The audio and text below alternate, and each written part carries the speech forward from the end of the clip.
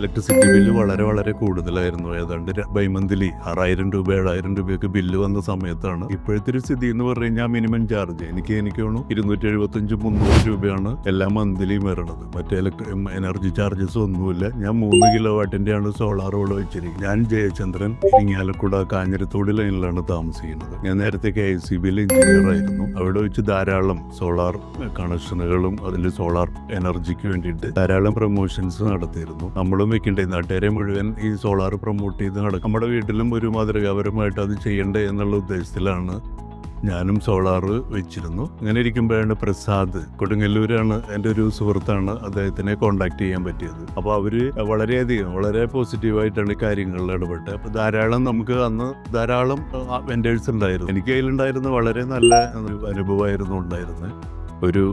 നമ്മൾ പറഞ്ഞ് ഒരു 10 ദിവസത്തിനുള്ളിൽ എനിക്കത് എനർജൈസ് ചെയ്യാനായിട്ട് കഴിഞ്ഞു. എനിക്ക് പറയാനുള്ളത് ഇവര് ഏറ്റവും നല്ല ഒരു സർവീസാണ് നമുക്ക് തരുന്നത്.